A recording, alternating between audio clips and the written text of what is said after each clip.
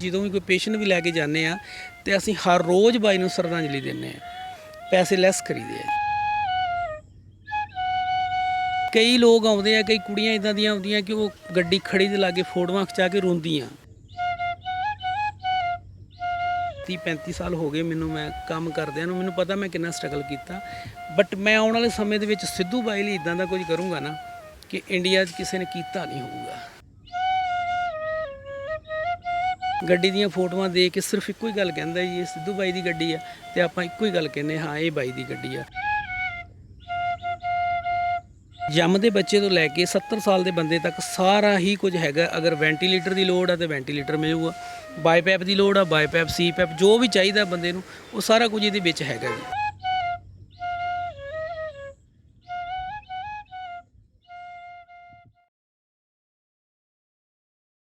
ਸਤਿ ਸ਼੍ਰੀ ਅਕਾਲ, ਤੁਸੀਂ ਦੇਖ ਰਹੇ ਹੋ RMB ਟੈਲੀਵਿਜ਼ਨ ਤੇ ਮੈਂ ਚੰਦਨ।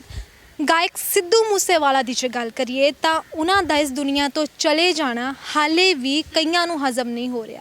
ਸਾਰਿਆਂ ਦੇ ਲਈ ਇਹ ਯਕੀਨਨ ਹੀ ਨਹੀਂ ਬਣ ਪਾ ਰਿਹਾ ਕਿ ਅੱਜ ਗਾਇਕ ਸਿੱਧੂ ਮੂਸੇਵਾਲਾ ਸਾਡੇ ਵਿੱਚ ਨਹੀਂ ਰਹੇ। ਸਿਰਫ ਪੰਜਾਬ ਦੇ ਵਿੱਚ ਹੀ ਨਹੀਂ ਬਲਕਿ ਵਿਦੇਸ਼ਾਂ ਦੇ ਵਿੱਚ ਵੀ ਲੋਕਾਂ ਨੂੰ ਬਹੁਤ ਵੱਡਾ ਝਟਕਾ ਲੱਗਾ ਜਦੋਂ ਉਹਨਾਂ ਦੀ ਮੌਤ ਦੀ ਖਬਰ ਲੋਕਾਂ ਦੇ ਤੱਕ ਪਹੁੰਚੀ। ਸੋ ਇਸੇ ਦੇ ਚੱਲਦਿਆਂ ਬਹੁਤ ਸਾਰੇ ਲੋਕ ਅਜਿਹੇ ਵੀ ਨੇ ਜਿਨ੍ਹਾਂ ਨੇ ਉਹਨਾਂ ਦੀ ਯਾਦ ਦੇ ਵਿੱਚ ਕਈ ਵਿਸ਼ੇਸ਼ ਉਪਰਾਲੇ ਕੀਤੇ ਤੇ ਅਜਿਹਾ ਹੀ ਇੱਕ ਵਿਸ਼ੇਸ਼ ਉਪਰਾਲਾ ਜਲੰਧਰ ਦੇ ਵਿੱਚ ਵੀ ਸੁਖਦੀਪ ਸਿੰਘ ਚਾਹਲ ਉਹਨਾਂ ਦੇ ਵੱਲੋਂ ਕੀਤਾ ਗਿਆ। ਇਸ ਐਂਬੂਲੈਂਸ ਨੂੰ ਉਹਨਾਂ ਦੀ ਯਾਦ ਦੇ ਵਿੱਚ ਤਿਆਰ ਕਰਕੇ, ਇਹ ਐਂਬੂਲੈਂਸ ਜਿਹੜੀ ਹੈ ਸਿੱਧੂ ਮੂਸੇਵਾਲਾ ਦੀ ਯਾਦ ਦੇ ਵਿੱਚ ਤਿਆਰ ਕੀਤੀ ਗਈ ਹੈ ਤੇ ਨਾਲ ਹੀ ਇਸ ਐਂਬੂਲੈਂਸ ਨੂੰ ਲੈ ਕੇ ਬਹੁਤ ਜਿਹੜੀਆਂ ਗੱਲਾਂ ਨੇ ਆਪਾਂ ਸੁਖਦੀਪ ਸਿੰਘ ਚਾਹਲ ਉਹਨਾਂ ਦੇ ਕੋਲੋਂ ਹੀ ਸੁਣਾਂਗੇ। ਉਹਨਾਂ ਦਾ ਸਵਾਗਤ ਕਰਦੇ ਹਾਂ, ਸਾਡੇ ਨਾਲ ਮੌਜੂਦ ਨੇ। ਸੁਖਦੀਪ, ਬਹੁਤ ਬਹੁਤ ਸਵਾਗਤ ਹੈ। ਠੀਕ, thank you Mary, thank you.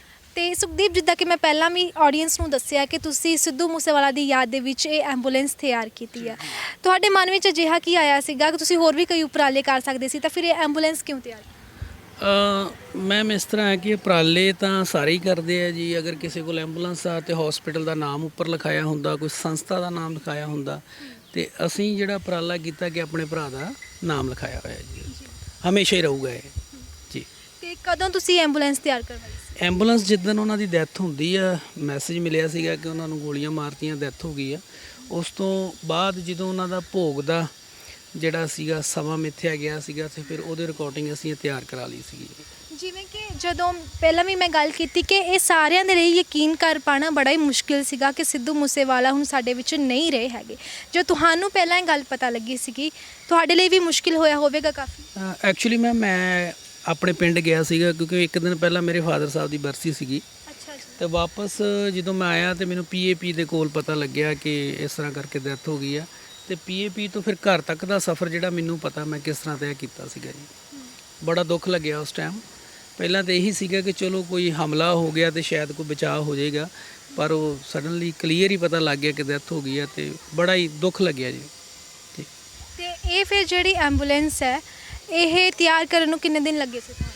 ਇਹਨੂੰ ਐਂਬੂਲੈਂਸ ਨੂੰ ਤਿਆਰ ਕਰਾਉਣ ਲੱਗਿਆ ਸਾਨੂੰ ਘੱਟੋ ਘੱਟ ਵੀ 3-4 ਦਿਨ ਲੱਗ ਗਏ ਸੀਗੇ। ਫੋਟੋਆਂ ਵਗੈਰਾ ਮੈਂ ਸਿਲੈਕਟ ਕੀਤੀਆਂ ਜਾ ਕੇ ਤੇ 3-4 ਦਿਨ ਬਾਅਦ ਇਹ ਤਿਆਰ ਕਰ ਲਈ ਸੀਗੀ। ਬਟ ਜਿੱਦਣ ਉਹਨਾਂ ਦਾ ਭੋਗ ਸੀਗਾ ਉਸ ਤੋਂ 2 ਦਿਨ ਪਹਿਲਾਂ ਅਸੀਂ ਇਹ ਗੱਡੀ ਰੈਡੀ ਕਰਕੇ ਆਪਣੀ ਪਾਰਕਿੰਗ 'ਚ ਖੜੀ ਕਰ ਦਿੱਤੀ ਸੀਗੀ ਕਿ ਭੋਗ 'ਤੇ ਜਾਵਾਂਗੇ ਜੀ।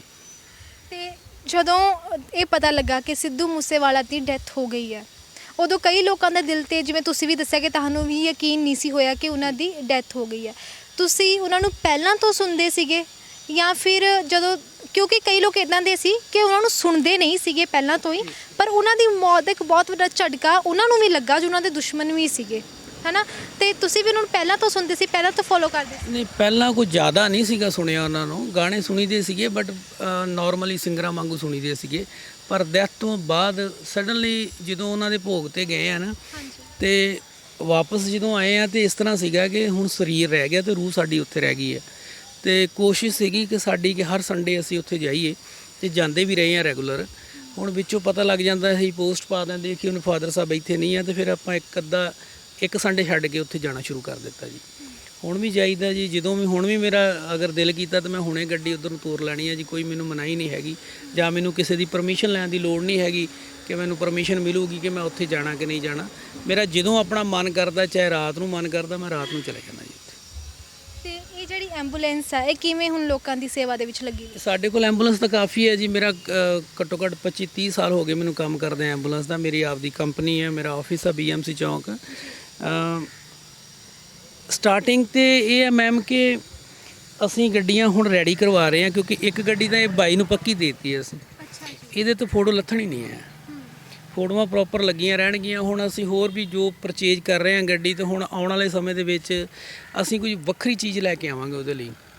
ਇਹ ਨਹੀਂ ਹੈ ਕਿ ਫੋਟੋਆਂ ਲਾਤੀਆਂ ਫੋਟੋਆਂ ਲੱਥ ਜਾਣਗੀਆਂ, ਫੋਟੋਆਂ ਨਹੀਂ ਲੱਥਣਗੀਆਂ। ਇਸ ਗੱਡੀ ਦਾ ਅਸੀਂ ਜਦੋਂ ਵੀ ਕੋਈ ਪੇਸ਼ੈਂਟ ਵੀ ਲੈ ਕੇ ਜਾਂਦੇ ਆ ਤੇ ਅਸੀਂ ਹਰ ਰੋਜ਼ ਬਾਈ ਨੂੰ ਸ਼ਰਧਾਂਜਲੀ ਦਿੰਦੇ ਆ, ਪੈਸੇ ਲੈਸ ਕਰੀਦੇ ਆ ਜੀ। ਡਿਸਕਾਊਂਟ ਦਿੰਦੇ ਹੋ ਜਦੋਂ ਇਹਦੇ ਵਿੱਚ ਲੈ ਕੇ ਜਾਂਦੇ? ਬਿਲਕੁਲ ਜੀ, ਪੂਰਾ ਉਹਨਾਂ ਦਾ ਜਿਹੜਾ ਮਾਣ ਸਤਿਕਾਰ ਕਰੀਦਾ। ਪੁੱਛਦੇ ਵੀ ਆ ਸਾਨੂੰ, ਬਟ ਉਹ ਜਦੋਂ ਗੱਡੀ ਦੇਖਦੇ ਆ ਤੇ ਉੱਥੇ ਉਹਨਾਂ ਨਾਲੋਂ ਵੀ ਕੋਈ ਪੈਸੇ ਦਾ ਇਸ਼ੂ ਨਹੀਂ ਰਹਿ ਜਾਂਦਾ ਜੀ। ਬਟ ਅਸੀਂ ਵਾਪਸ ਕਰੀਦੇ ਆ, ਕਿਉਂਕਿ ਅਸੀਂ ਸ਼ਰਧਾਂਜਲੀ ਦੇਣੀ ਆ, ਹਰ ਰੋਜ਼ ਦੇਣੀ ਆ ਬਾਈ ਨੂੰ। ਜਿੰਨੇ ਵੀ ਪੇਸ਼ੈਂਟ ਲੈ ਕੇ ਜਾਈਦੇ ਆ ਡੇਲੀ 1-2 ਕਾਲਾਂ ਸਾਨੂੰ ਇਸ ਗੱਡੀ ਦੀਆਂ ਆਉਂਦੀਆਂ, ਕਿਉਂਕਿ ਹਾਈਟੈਕ ਗੱਡੀ ਹੈ। ਇਹਦੇ ਵਿੱਚ ਬਹੁਤ ਮਹਿੰਗਾ ਸਮਾਨ ਲੱਗਿਆ ਕਿ ਇੱਕ ਨਾਰਮਲ ਹਸਪੀਟਲ ਦੇ ਵਿੱਚ ਅਗਰ ICU 'ਚ ਜੋ ਸਮਾਨ ਹੁੰਦਾ, ਮੈਨੂੰ ਲੱਗਦਾ ਉਹਦੇ ਨਾਲੋਂ ਜ਼ਿਆਦਾ ਹੀ ਲੱਗਿਆ ਹੋਣਾ ਐਂਬੂਲੈਂਸ ਦੇ ਵਿੱਚ। ਅੱਛਾ ਵੀਰ ਜੀ, ਤੁਹਾਡਾ ਐਕਸਪੀਰੀਅੰਸ ਰਿਹਾ ਇਹਨਾਂ ਚੀਜ਼ਾਂ, ਤੁਸੀਂ ਕਿਹਾ ਤੁਸੀਂ ਕਾਫੀ ਸਾਲ ਤੋਂ ਇਸ ਬਿਜ਼ਨਸ ਵਿੱਚ ਹੋ, ਤੁਸੀਂ ਐਂਬੂਲੈਂਸ ਵੀ ਕਾਫੀ ਸਾਲ ਤੋਂ ਪਾਈਆਂ ਹੋਈਆਂ ਨੇ। ਤੇ ਜਦੋਂ ਸਿੱਧੂ ਮੂਸੇਵਾਲਾ ਉਹਨਾਂ ਦਾ ਕਤਲ ਕੀਤਾ ਗਿਆ ਸੀਗਾ ਤੇ ਇੱਕ ਵੀਡੀਓ ਜਿਹੜੀ ਸਭ ਤੋਂ ਪਹਿਲਾਂ ਵਾਇਰਲ ਹੋਈ ਸੀ ਕਿ ਉਹ ਆਪਣੀ ਗੱਡੀ ਦੇ ਵਿੱਚ ਸੀਗੇ ਤੇ ਉਹਨਾਂ ਦੀ ਵੀਡੀਓ ਬਣਾਈ ਜਾ ਰਹੀ ਸੀ, ਪਰ ਕੋਈ ਲੈ ਕੇ ਨਹੀਂ ਸੀ ਜਾ ਰਿਹਾ ਉਹਨਾਂ ਨੂੰ। ਕੀ ਲੱਗਦਾ ਟਾਈਮ ਦੇ ਨਾਲ ਅਗਰ ਉਹਨਾਂ ਨੂੰ ਹਸਪੀਟਲ ਪਹੁੰਚਾਇਆ ਜਾਂਦਾ, ਉੱਥੇ ਉਦੋਂ ਕੋਈ ਐਂਬੂਲੈਂਸ ਮੌਜੂਦ ਹੁੰਦੀ ਤਾਂ ਉਹਨਾਂ ਨੂੰ ਬਚਾਇਆ ਜਾ ਸਕਦਾ ਸੀ? ਵਧੀਆ ਸਵਾਲ ਹੈ ਸਿਸਟਰ ਤੁਹਾਡਾ, ਪਰ ਇਹ ਹੈ ਕਿ ਜਦੋਂ ਕਿਸੇ ਦਾ ਸਮਾਂ ਆ ਜਾਂਦਾ ਨਾ ਜੀ, ਉਸ ਤੋਂ ਬਾਅਦ ਤੁਸੀਂ ਜੋ ਮਰਜ਼ੀ ਕਰ ਲੋਗੇ ਤਾਂ ਕੁਝ ਹੱਲ ਨਹੀਂ ਹੋ ਸਕਦਾ। ਬਟ ਇਹ ਹੈ ਕਿ ਅਗਰ ਟਾਈਮ ਨਾਲ ਐਂਬੂਲੈਂਸ ਪਹੁੰਚ ਜਾਂਦੀ ਉੱਥੇ ਕੋਈ ਅੱਛੀ ਤੇ ਬਚਾਅ ਹੋ ਸਕਦਾ ਸੀਗਾ। ਤੇ ਮੇਰੀ ਹੱਥ ਜੋੜ ਕੇ ਲੋਕਾਂ ਨੂੰ ਵੀ ਬੇਨਤੀ ਹੈ ਕਿ ਜਦੋਂ ਵੀ ਰੋਡ ਤੇ ਕਿਤੇ ਐਕਸੀਡੈਂਟ ਹੁੰਦਾ ਤੇ ਤੁਸੀਂ ਮੂਵੀ ਨਾ ਬਣਾਇਆ ਕਰੋ, ਸਭ ਤੋਂ ਪਹਿਲਾਂ ਉਹਨੂੰ ਹਸਪੀਟਲ ਪਹੁੰਚਾਓ। ਇਹ ਸਭ ਤੋਂ ਵੱਡਾ ਕਰਮ ਹੁੰਦਾ। ਪਰ ਇਹ ਹੈ ਕਿ ਸਾਨੂੰ ਇਹ ਸੀਗਾ ਕਿ ਜੇ ਬਾਈ ਦੇ ਗੋਲੀਆਂ ਲੱਗ ਜਾਂਦੀਆਂ, ਜ਼ਖਮੀ ਹੋ ਜਾਂਦਾ, ਜ਼ਖਮੀ ਹੋਣ ਤੋਂ ਬਾਅਦ ਸ਼ਾਮ ਨੂੰ ਜਾਂ ਅਗਲੇ ਦਿਨ ਉਹਨੂੰ ਕੋਈ ਰੈਫਰ ਕਰਦੇ ਜਾਂ PGI ਜਾਂ ਕਿਤੇ ਹੋਰ ਵੱਡੇ ਸੈਂਟਰ 'ਚ ਕਰਦੇ, ਤਾਂ ਅਸੀਂ ਜਿਹੜੀਆਂ ਆਪਣੀ ਸੇਵਾ ਸੀਗੀ ਉਸ ਟਾਈਮ ਤੇ ਦਿਖਾ ਦੇਣੀ ਸੀ ਲੋਕਾਂ ਨੂੰ। ਕਿਉਂਕਿ ਸਾਡੇ ਕੋਲ ਇਦਾਂ ਦੀ ਸੀਗੀ ਕਿ ਅਗਰ ਉਹ ਸਾਹ ਚੱਲਦੇ ਹੁੰਦੇ ਤਾਂ ਬਾਈ ਨੂੰ ਜਾਣ ਨਹੀਂ ਦਿੰਦੇ ਸੀ ਅਸੀਂ ਕਿਤੇ ਵੀ। ਸਾਡੇ ਕੋਲ ਇੰਨਾ ਮਹਿੰਗਾ ਸਮਾਨ ਗੱਡੀ 'ਚ ਲੱਗਾ, ਪਰ ਇਹ ਹੈ ਕਿ ਉਹ ਸਮਾਂ ਆ ਗਿਆ ਸੀਗਾ, ਕਿਸੇ ਨੂੰ ਵੀ ਕੋਈ ਮੌਕਾ ਹੀ ਨਹੀਂ ਮਿਲਿਆ ਜੀ। ਕੀ ਹੋ ਸਕਦਾ।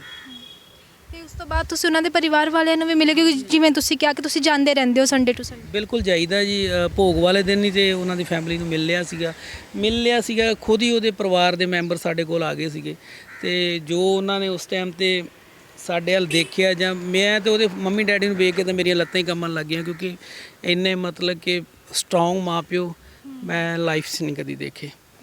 ਤੇ ਫਿਰ ਵੀ ਮੇਰੀ ਬੇਨਤੀ ਹੈ ਹੱਥ ਜੋੜ ਕੇ ਕਿ ਜਿੱਥੇ ਵੀ ਜ਼ਰੂਰਤ ਆ ਉਹਨਾਂ ਨੂੰ ਇੱਕ ਵਾਰੀ ਪੋਸਟ ਪਾਉਣ। ਪੰਜਾਬ ਦਾ ਹਰ ਯੂਥ, ਹਰ ਇੱਕ ਇਨਸਾਨ ਉੱਥੇ ਪਹੁੰਚੇਗਾ ਜਿੱਥੇ ਵੀ। ਅਸੀਂ ਬਿਲਕੁਲ ਰੈਡੀ ਰਹਿੰਦੇ ਹਾਂ ਜੀ। ਸਾਨੂੰ ਮੈਂ ਰੋਜ਼ ਹੀ ਦੇਖਦਾ ਰਹਿੰਦਾ ਨੈੱਟ 'ਤੇ ਵੀ ਕਿ ਮੈਨੂੰ ਕਿਤੇ ਵੀ ਕਾਲ ਆਵੇ ਜਾਂ ਕਿਤੇ ਵੀ ਪਤਾ ਲੱਗੇ ਕਿ ਉਹਦੇ ਫਾਦਰ ਸਾਹਿਬ ਨੇ ਬੁਲਾਇਆ ਜੀ, ਤੇ ਬਸ ਜਿੰਨੀ ਦੇਰ ਤੱਕ ਉੱਥੋਂ ਕਹਿਣਗੇ ਨਹੀਂ ਵਾਪਸ ਆਉਣ ਲਈ, ਅਸੀਂ ਉੱਥੇ ਆਵਾਂਗੇ ਨਹੀਂ, ਚਾਹੇ ਸਾਨੂੰ ਉੱਥੇ ਮਹੀਨਾ ਹੀ ਬਹਿਣਾ ਪੈ ਜੇ। ਇਹ ਅਸੀਂ ਬਿਲਕੁਲ ਤਿਆਰੀ ਰੱਖੀ ਹੈ ਜੀ। ਪੰਜਾਬ ਦਾ ਜੋ ਅੱਜ ਕੱਲ੍ਹ ਮਾਹੌਲ ਬਣ ਚੁੱਕਿਆ ਹੈ, ਥਾਂ ਗੋਲੀਆਂ ਚੱਲਦੀਆਂ ਪਈਆਂ ਨੇ, ਹੈ ਨਾ। ਕਦੀ ਕੋਈ ਮਰ ਜਾਂਦਾ, ਕਦੀ ਕੋਈ ਖਿਡਾਰੀ ਮਰ ਜਾਂਦਾ, ਕਦੀ ਕੋਈ ਗਾਇਕ ਮਰ ਜਾਂਦਾ। ਤੇ ਤੁਹਾਡੇ ਕੋਲ ਜੋ ਤੁਸੀਂ ਐਂਬੂਲੈਂਸ ਦੀ ਸੇਵਾ ਦੇ ਵਿੱਚ ਇੰਨੇ ਸਾਲਾਂ ਤੋਂ, ਤੁਹਾਡੇ ਕੋਲ ਇਦਾਂ ਦੇ ਕਿੰਨੇ ਕੁ ਕੇਸ ਆਏ ਕਿ ਤੁਸੀਂ ਕੋਈ ਇਦਾਂ ਦਾ ਪੇਸ਼ੈਂਟ ਪਿਕ ਕਰਨ ਗਏ ਹੋ ਜਿਹਦੇ ਗੋਲੀਆਂ ਲੱਗੀਆਂ ਹੋਣ, ਜਾਂ ਜਿਸ ਦਾ ਕਿਸੇ ਨੇ ਸਿਰ ਪਾੜ ਦਿੱਤਾ ਹੋਵੇ, ਜਾਂ ਕੋਈ ਕਿਸੇ ਗੈਂਗਸਟਰ ਨੇ ਮਾਰ ਦਿੱਤਾ ਹੋਵੇ? ਇਦਾਂ ਦੇ ਕਿੰਨੇ ਕੁ ਕੇਸ ਆਏ ਨੇ ਤੁਹਾਡੇ? ਪੇਸ਼ੈਂਟ ਤਾਂ ਬਹੁਤ ਲੈ ਕੇ ਜਾਂਦੇ ਆ ਜੀ, ਕਿਉਂਕਿ ਸਾਡੇ ਕੋਲ ਹਾਈਟੈਕ ਗੱਡੀਆਂ, ਸਾਨੂੰ ਇਦਾਂ ਦੇ ਪੇਸ਼ੈਂਟ ਵੀ ਮਿਲਦੇ ਆ ਕਿ ਤੁਹਾਨੂੰ ਮੈਂ ਦੱਸ ਵੀ ਨਹੀਂ ਸਕਦਾ ਕੈਮਰੇ ਸਾਹਮਣੇ ਕਿ ਕਿੱਦਾਂ ਦੇ ਪੇਸ਼ੈਂਟ ਹੁੰਦੇ ਆ। ਕਈ ਵਾਰੀ ਕੋਈ ਰੇਲਵੇ ਦੀ ਕਾਲ ਆ ਜਾਂਦੀ ਹੈ, ਰੇਲਵੇ ਤੋਂ ਪੇਸ਼ੈਂਟ ਨੂੰ ਪਿਕ ਕਰਨਾ ਹੁੰਦਾ, ਕਿਉਂਕਿ ਰੇਲਵੇ ਜਦੋਂ ਹਾਦਸਾ ਹੋ ਗਿਆ ਸੀਗਾ ਅੰਮ੍ਰਿਤਸਰ, ਤੇ ਅਸੀਂ ਉੱਥੇ ਸੇਵਾ ਦਿੱਤੀ ਸੀ ਘੱਟੋ ਘੱਟ 10 ਘੰਟਿਆਂ ਦੀ, ਔਰ ਮੈਂ ਖੁਦ ਸੀਗਾ ਉੱਥੇ, ਔਰ ਮੈਨੂੰ ਖੁਦ ਸਨਮਾਨ ਵੀ ਕੀਤਾ ਗਿਆ ਸੀਗਾ। IMA ਨੇ ਮੈਨੂੰ ਮਤਲਬ ਕਿ ਸਪੈਸ਼ਲ ਸਨਮਾਨ ਦਿੱਤਾ ਸੀਗਾ। ਉਸ ਟਾਈਮ 'ਤੇ ਵੀ ਅਸੀਂ ਲੋਕਾਂ ਦੀ ਇੱਦਾਂ ਸੇਵਾ ਕੀਤੀ ਸੀਗੀ ਕਿ ਮੈਨੂੰ ਬਾਅਦ 'ਚ ਪਤਾ ਲੱਗਿਆ ਕਿ ਜਦੋਂ ਮੇਰੀਆਂ ਫੋਟੋਗ੍ਰਾਫ ਜਿਹੜੀਆਂ ਵਾਇਰਲ ਹੋਈਆਂ ਸੀਗੀਆਂ, ਕਿਸ ਤਰ੍ਹਾਂ ਅਸੀਂ ਬੱਚਿਆਂ ਨੂੰ ਚੱਕਿਆ ਜਾਂ ਕਿੱਦਾਂ ਅਸੀਂ ਬੋਡੀਆਂ ਚੱਕੀਆਂ ਸੀਗੀਆਂ, ਔਰ ਤੁਸੀਂ ਬਲੀਵ ਹੀ ਨਹੀਂ ਕਰ ਸਕਦੇ ਕਿ ਉਹ ਮਾਹੌਲ ਕੀ ਸੀਗਾ ਉਸ ਟਾਈਮ 'ਤੇ। ਕਿਉਂਕਿ ਜਿੱਥੇ ਵੀ ਸੇਵਾ ਵਾਲਾ ਕੰਮ ਹੁੰਦਾ ਅਸੀਂ ਪ੍ਰਸ਼ਾਸਨ ਦੇ ਨਾਲ ਰਹੀਦਾ ਜੀ 24 ਘੰਟੇ। ਜਦੋਂ ਵੀ ਸਾਨੂੰ ਕਾਲ ਆਉਂਦੀ ਹੈ ਸਭ ਤੋਂ ਪਹਿਲਾਂ ਅਸੀਂ ਪਹੁੰਚੀਦਾ। ਪਰ ਇਹ ਜਿਹੜਾ ਕੰਮ ਹੋ ਰਿਹਾ ਜੀ, ਗੋਲੀਆਂ ਚਲਾਉਣ ਵਾਲੇ ਚਲਾ ਗਏ ਆ, ਬੰਦਾ ਮਰ ਗਿਆ, ਉਹਨੇ ਵਾਪਸ ਨਹੀਂ ਆਉਣਾ। ਬਟ ਕਿਸ ਬੰਦੇ ਨੇ ਕਰਵਾਇਆ, ਇਹ ਬੜਾ ਸੋਚਣ ਤੇ ਵਿਚਾਰਨ ਦਾ ਕੰਮ ਹੈ ਕਿ ਜਿਸ ਬੰਦੇ ਨੇ ਕਰਵਾਇਆ ਸਜ਼ਾ ਦਾ ਹੱਕਦਾਰ ਉਹ ਵੀ ਉਨਾ ਹੀ ਹੈ ਜਿੰਨਾ ਜਿਸ ਨੇ ਮਾਰਿਆ। ਮਾਰਨ ਵਾਲੇ ਮਾਰ ਗਏ, 2 ਬੰਦੇ ਮਰ ਗਏ, ਬਾਕੀ ਜੇਲ੍ਹ 'ਚ ਚਲੇ ਗਏ, ਠੀਕ ਹੈ ਨਾ। ਪਰ ਜਿਨ੍ਹਾਂ ਨੇ ਇਹ ਕੰਮ ਕਰਵਾਇਆ, ਗੁਨਾਹਗਾਰ ਮੇਨ ਉਹੀ ਆ। ਸ਼ੁਰੂਆਤ ਉੱਥੋਂ ਹੀ ਹੋਈ ਆ ਤੇ ਉਹਨਾਂ ਨੂੰ ਵੀ ਸਜ਼ਾ ਮਿਲਣੀ ਬਹੁਤ ਜ਼ਰੂਰੀ। ਤੇ ਕੀ ਲੱਗਦਾ ਹੈ ਕਿ ਜਿਹੜੇ ਤੁਸੀਂ ਜਿਨ੍ਹਾਂ ਮੇਨ ਗੁਨਾਹਗਾਰਾਂ ਦੀ ਗੱਲ ਕਰਦੇ ਹੋ ਉਹ ਕਦੀ ਸਾਹਮਣੇ ਆਉਣਗੇ ਜਨਤਾ ਦੇ? ਸਾਹਮਣੇ ਲਿਆਣਗੇ ਜੀ। ਉਹਦੇ ਫਾਦਰ ਸਾਹਿਬ ਦੇ ਨਾਲ ਪੂਰਾ ਪੰਜਾਬ ਆ, ਪੂਰਾ ਇੰਡੀਆ ਉਹਨਾਂ ਨਾਲ ਖੜਾ। ਜਿੱਥੇ ਉਹ ਕਹਿਣਗੇ ਧਰਨਾ ਲਾਣਾ ਧਰਨਾ ਲਾਣਗੇ, ਜਿੱਥੇ ਵੀ ਉਹ ਇੱਕ ਵਾਰੀ ਪੋਸਟ ਪਾ ਦੇਣਗੇ ਉੱਥੇ ਉਨੀ ਦੇਰ ਤੱਕ ਨਹੀਂ ਆਵਾਂਗੇ ਜਿੰਨੀ ਦੇਰ ਤੱਕ ਦੁਬਾਰਾ ਉਹਦੇ ਫਾਦਰ ਸਾਹਿਬ ਕਹਿਣਗੇ ਨਹੀਂ ਹੁਣ ਤੁਸੀਂ ਵਾਪਸ ਚਲੇ ਜਾਓ।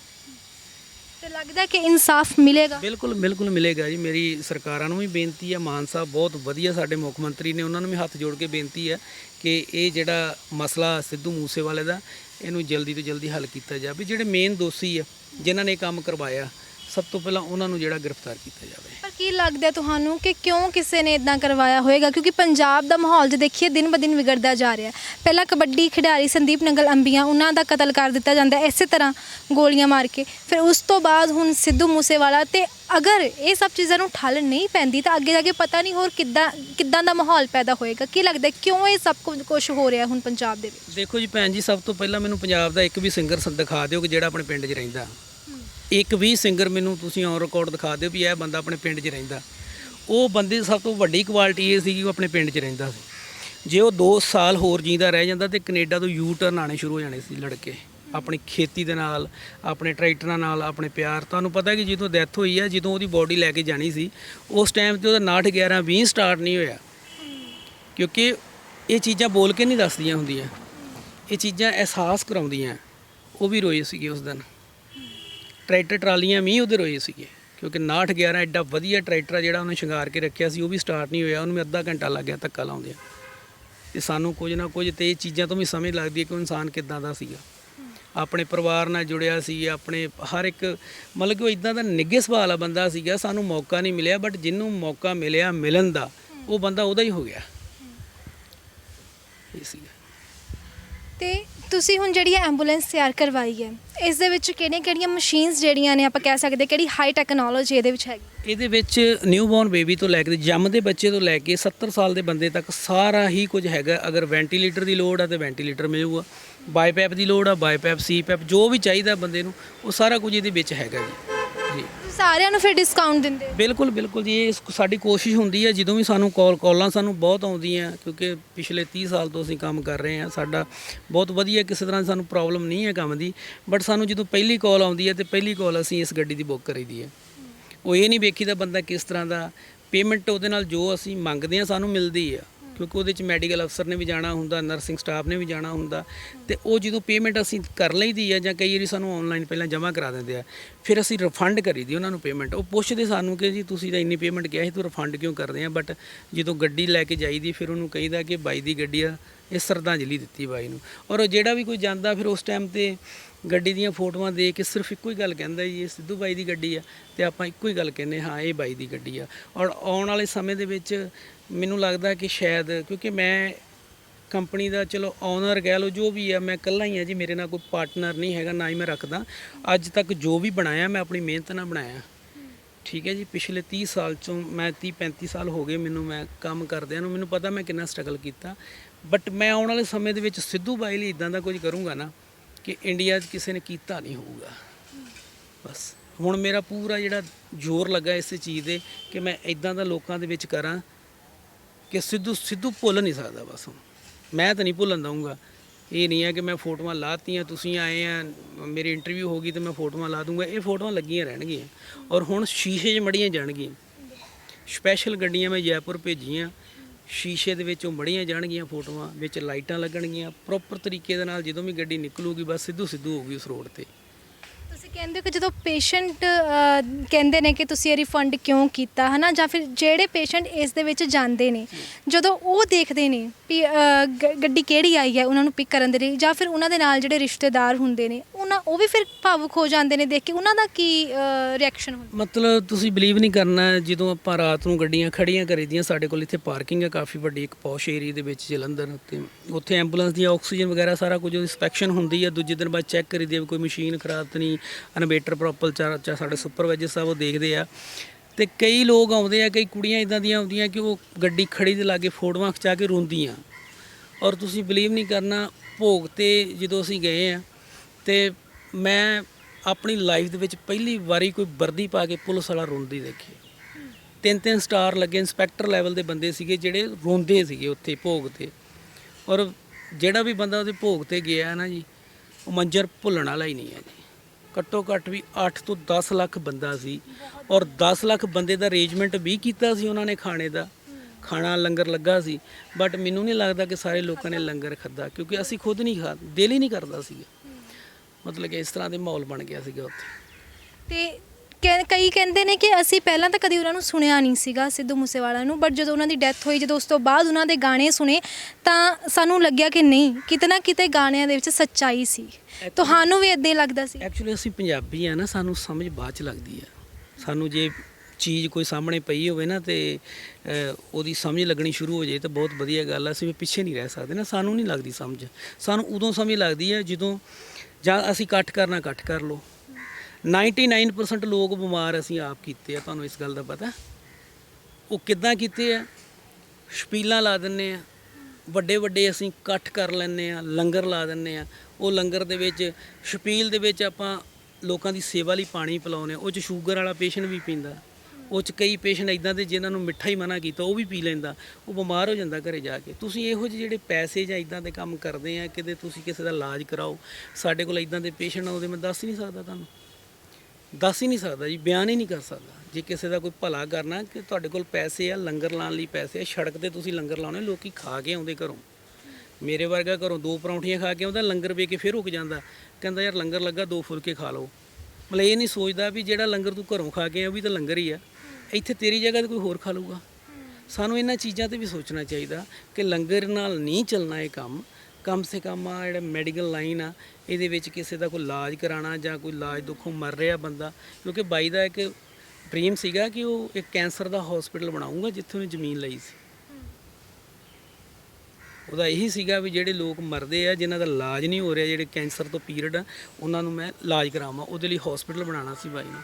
ਉਹਨੇ ਤਾਂ ਬਹੁਤ ਕੁਝ ਵਧੀਆ ਸੋਚਿਆ ਸੀ, ਪਰ ਪ੍ਰਮਾਤਮਾ ਨੂੰ ਕੁਝ ਹੋਰ ਹੀ ਮਨਜ਼ੂਰ ਸੀ। ਜਿਵੇਂ ਮੇਰਾ ਸਵਾਲ ਸੀ ਕਿ ਕਈਆਂ ਨੂੰ ਇਹ ਲੱਗਾ ਸੀਗਾ ਕਿ ਸਿੱਧੂ ਮੂਸੇਵਾਲਾ ਨੂੰ ਜਿਨ੍ਹਾਂ ਨੇ ਪਹਿਲਾਂ ਨਹੀਂ ਸੀ ਸੁਣਿਆ, ਕਈਆਂ ਨੇ ਉਹਨਾਂ ਨੂੰ ਉਹਨਾਂ ਦੀ ਡੈਥ ਤੋਂ ਬਾਅਦ ਸੁਣਨਾ ਸਟਾਰਟ ਕੀਤਾ, ਠੀਕ ਹੈ। ਤੇ ਉਹਨਾਂ ਦਾ ਇਹ ਕਹਿਣਾ ਸੀਗਾ ਕਿ ਉਹਨਾਂ ਦੀਆਂ ਗਾਣਿਆਂ ਦੇ ਵਿੱਚ ਕੁਝ ਸੱਚੀਆਂ ਗੱਲਾਂ ਲਿਖੀਆਂ ਹੋਈਆਂ ਸੀ। ਜਿਵੇਂ ਤੁਸੀਂ ਕਿਹਾ ਕਿ ਤੁਸੀਂ ਵੀ ਪਹਿਲਾਂ ਤਾਂ ਨਹੀਂ ਸੀ ਇੰਨਾ ਸੁਣਦੇ, ਜਦੋਂ ਬਾਅਦ ਵਿੱਚ ਤੁਸੀਂ ਉਹਨਾਂ ਨੂੰ ਸੁਣਿਆ, ਤੁਹਾਨੂੰ ਵੀ ਇਦਾਂ ਹੀ ਫੀਲ ਹੋਇਆ? ਦੇਖੋ ਜੀ, ਉਹਦੇ ਗਾਣਿਆਂ ਦੇ ਵਿੱਚ ਨੌਲੇਜ ਬਹੁਤ ਸੀਗੀ, ਠੀਕ ਹੈ। AK-47 ਜਿਹੜੀ ਆ, ਆਮ ਬੰਦੇ ਨੂੰ ਪੁੱਛੋ ਕਿੱਦਾਂ ਦੀ ਹੁੰਦੀ, ਉਹ ਦੱਸੂਗਾ ਤੁਹਾਨੂੰ ਕਿੱਦਾਂ ਦੀ ਹੁੰਦੀ ਆ, ਲੇਕਿਨ ਕਿਸੇ ਨੂੰ ਇਹ ਨਹੀਂ ਪਤਾ ਕਿ ਬਣਾਈ ਕਿੰਨੇ ਆ, ਠੀਕ ਹੈ ਜੀ। ਉਹਦੇ ਗਾਣੇ 'ਚ ਇਹ ਵੀ ਦੱਸਿਆ ਗਿਆ ਸੀਗਾ ਕਿ AK-47 ਦਾ ਮਾਲਕ ਕੌਣ ਸੀਗਾ।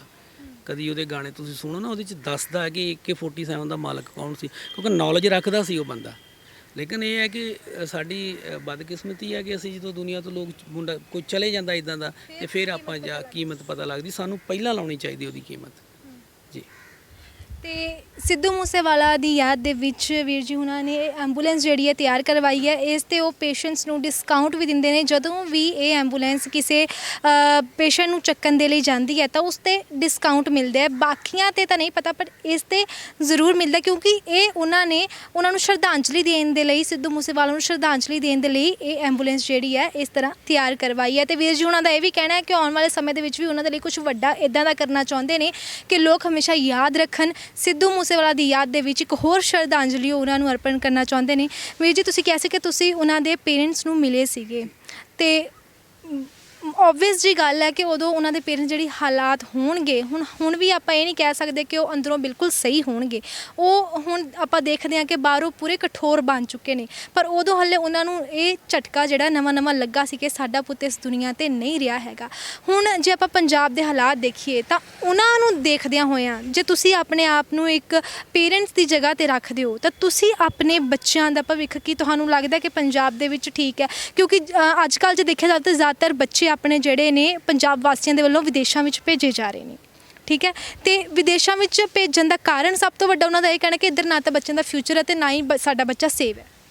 ਦੇਖੋ ਜੀ, ਅਗਰ ਸਾਡੀਆਂ ਸਰਕਾਰਾਂ ਅੱਛਾ ਕੰਮ ਕਰਦੀਆਂ ਪੰਜਾਬ ਲਈ ਜਾਂ ਵਧੀਆ ਕਰਦੀਆਂ, ਤਾਂ ਫਿਰ ਬਾਹਰ ਕਿਉਂ ਜਾਂਦਾ ਕੋਈ? ਇੱਥੇ ਗ੍ਰੈਜੂਏਸ਼ਨ ਕਰਕੇ ਬੱਚੇ ਪੜ੍ਹੇ ਲਿਖੇ ਆ ਤੇ ਉਹ ਧੱਕੇ ਖਾ ਰਹੇ ਆ, 10-10 ਹਜ਼ਾਰ ਦੀ ਨੌਕਰੀ ਕਰ ਰਹੇ ਆ। ਗ੍ਰੈਜੂਏਸ਼ਨ ਕੀਤੀ ਹੈ ਬੱਚੇ ਨੇ, ਉਹਨੂੰ ਇੰਨਾ ਮਾਂ ਪਿਓ ਨੇ ਪੜ੍ਹਾਇਆ ਲਿਖਾਇਆ, ਉਹਦੀ ਸੈਲਰੀ ਪ੍ਰਾਈਵੇਟ ਬੰਦਾ ਦੇ ਰਿਹਾ 10,000 ਰੁਪਈਆ। 10,000 'ਚੋਂ ਬੱਚਾ ਕੀ ਕਰੂਗਾ? ਬੱਚਾ ਕਿਹਨੂੰ ਦੇਗਾ? ਜਾ ਕੇ ਆਪਣੇ ਪੇਰੈਂਟਸ ਨੂੰ ਦੇਗਾ ਜਾਂ ਆਪਣਾ ਕੋਈ ਬਾਈਕ ਦਾ ਜਾਂ ਕੋਈ ਐਕਟਿਵਾ ਦਾ ਖਰਚਾ ਕੱਢੇਗਾ? ਜੇ ਉਹਨੂੰ ਕਹਿੰਦੇ ਕਿ ਉਹ 15,000 20,000 ਦੀ ਨੌਕਰੀ ਭਾਲਦਾ, ਉਹਨੂੰ ਮਿਲਦੀ ਨਹੀਂ। ਪ੍ਰੋਬਲਮਾਂ ਤਾਂ ਇਹ ਹੈ ਨਾ, ਸ਼ੁਰੂ ਤੋਂ ਦੇਖੋ ਨਾ ਕਿ ਜੇਕਰ ਅਸੀਂ ਸਭ ਤੋਂ ਪਹਿਲਾਂ ਤਾਂ ਸਾਡੀਆਂ ਸਰਕਾਰਾਂ ਨੂੰ ਬੱਚਿਆਂ ਬਾਰੇ ਸੋਚਣਾ ਚਾਹੀਦਾ। ਜੇ ਬੱਚਿਆਂ ਬਾਰੇ ਸਰਕਾਰਾਂ ਨਹੀਂ ਸੋਚਣਗੀਆਂ ਫਿਰ ਮਾਂ ਪਿਓ ਨੇ ਤਾਂ ਸੋਚਣਾ ਹੀ ਆ। ਮਾਂ ਪਿਓ ਨੇ ਤਾਂ ਫਿਰ ਵਿਦੇਸ਼ਾਂ 'ਚ ਬੱਚੇ ਭੇਜਣੇ ਆ ਜੀ। ਪਰ ਸਿੱਧੂ ਮੂਸੇਵਾਲਾ ਵੀ ਉਹਨਾਂ ਹੀ ਬੱਚਿਆਂ ਵਿੱਚੋਂ ਇੱਕ ਸੀਗੇ ਜੋ ਕਿ ਸਟੱਡੀ ਕਰਨ ਦੇ ਲਈ ਗਏ ਸੀਗੇ, ਲੇਕਿਨ ਫਿਰ ਉਹ ਵਾਪਸ ਆ ਗਏ ਔਰ ਇੱਥੇ ਆ ਕੇ ਹੀ ਉਹਨਾਂ ਨੇ ਆਪਣਾ ਵਿਰਸਾ ਸੰਭਾਲਿਆ। ਇੱਥੇ ਆ ਕੇ ਉਹਨਾਂ ਨੇ ਆਪਣੀ ਜ਼ਿੰਦਗੀ ਦੇ ਵਿੱਚ ਅੱਗੇ ਕੁਝ ਵੱਡਾ ਕੀਤਾ ਤੇ ਪੰਜਾਬ ਦਾ ਨਾਮ ਪੂਰੀ ਦੁਨੀਆ ਦੇ ਵਿੱਚ ਰੌਸ਼ਨ ਕੀਤਾ। ਵੀਰ ਜੀ ਬਹੁਤ ਬਹੁਤ ਸ਼ੁਕਰੀਆ ਤੁਹਾਡਾ ਕਿ ਤੁਸੀਂ ਸਾਨੂੰ ਵਕਤ ਦਿੱਤਾ ਔਰ RMB ਟੈਲੀਵਿਜ਼ਨ ਦੇ ਨਾਲ ਗੱਲਬਾਤ ਕੀਤੀ। ਸੋ ਇਹ ਸਨ ਸੁਖਦੀਪ ਚਾਲ ਜਿਨ੍ਹਾਂ ਦੇ ਵੱਲੋਂ ਐਂਬੂਲੈਂਸ ਉਹਨਾਂ ਦੀ ਯਾਦ ਦੇ ਵਿੱਚ, ਸਿੱਧੂ ਮੂਸੇਵਾਲਾ ਉਹਨਾਂ ਦੀ ਯਾਦ ਦੇ ਵਿੱਚ ਤਿਆਰ ਕਰਵਾਈ ਗਈ ਹੈ, ਉਹਨਾਂ ਨੂੰ ਸ਼ਰਧਾਂਜਲੀ ਅਰਪਣ ਕਰਨ ਦੇ ਲਈ। ਔਰ ਇਹਨਾਂ ਦਾ ਇਹ ਕਹਿਣਾ ਹੈ ਕਿ ਆਉਣ ਵਾਲੇ ਦਿਨਾਂ ਦੇ ਵਿੱਚ ਉਹਨਾਂ ਦੇ ਨਾਮ ਹੋਰ ਵੀ ਕਈ ਵੱਡੇ ਵੱਡੇ ਪ੍ਰੋਜੈਕਟ ਕਰਨਗੇ। ਸਿੱਧੂ ਮੂਸੇਵਾਲਾ ਇੱਕ ਅਜਿਹਾ ਨਾਮ ਸੀ ਜਿਨ੍ਹਾਂ ਨੂੰ ਨਾ ਤਾਂ ਦਿਲ ਵਿੱਚੋਂ ਵਿਸਾਰਿਆ ਜਾ ਸਕਦਾ ਹੈ। ਬਹੁਤ ਲੋਕ ਨੇ ਅਜਿਹੇ, ਬਹੁਤ ਵੱਡੀ ਫੈਨ ਫੋਲੋਇੰਗ ਹੈ ਉਹਨਾਂ ਦੀ, ਜੋ ਅੱਜ ਵੀ ਇਸ ਗੱਲ ਤੇ ਬਹੁਤ ਜ਼ਿਆਦਾ ਰੋਂਦੇ ਨੇ ਕਿ ਸਿੱਧੂ ਮੂਸੇਵਾਲਾ ਸਾਡੇ ਵਿੱਚ ਨਹੀਂ ਰਹੇ। ਸੋ ਅੱਜ ਦੇ ਇਸ ਕਿੱਸੇ ਦੇ ਵਿੱਚ ਬਸ ਇੰਨਾ ਹੀ। ਹੁਣ ਮੈਨੂੰ ਦਿਓ ਇਜਾਜ਼ਤ। ਤੁਸੀਂ ਜੁੜੇ ਰਹੋ RMB ਟੈਲੀਵਿਜ਼ਨ ਦੇ ਨਾਲ। ਵਧੇਰੇ ਜਾਣਕਾਰੀ ਦੇ ਲਈ ਸਬਸਕ੍ਰਾਈਬ ਕਰ ਸਕਦੇ ਹੋ ਸਾਡਾ YouTube ਚੈਨਲ ਤੇ ਨਾਲ ਹੀ ਲਾਈਕ ਕਰੋ Facebook ਪੇਜ ਵੀ। ਕਮੈਂਟ ਸੈਕਸ਼ਨ ਦੇ ਵਿੱਚ ਕਮੈਂਟ ਕਰਕੇ ਜ਼ਰੂਰ ਦੱਸਣੀ ਹੈ ਆਪਣੀ ਰਾਏ ਤੇ ਨਾਲ ਹੀ ਉਹ ਮੁੱਦੇ ਜਿਨ੍ਹਾਂ ਤੇ ਤੁਸੀਂ ਵਿਚਾਰ ਚਰਚਾ ਕਰਨਾ ਚਾਹੁੰਦੇ ਹੋ, ਕਿਉਂਕਿ ਤੁਹਾਡੀ ਰਾਏ ਸਾਡੇ ਲਈ ਬੇਹੱਦ ਮਾਇਨੇ ਰੱਖਦੀ ਹੈ। ਜੁੜੇ ਰਹੋ RMB ਟੈਲੀਵਿਜ਼ਨ ਦੇ ਨਾਲ ਤੇ ਹੁਣ ਮੈਨੂੰ ਯਾਨੀ ਕਿ ਚੰਦਨ ਨੂੰ ਦਿਓ ਇਜਾਜ਼ਤ। ਧੰਨਵਾਦ।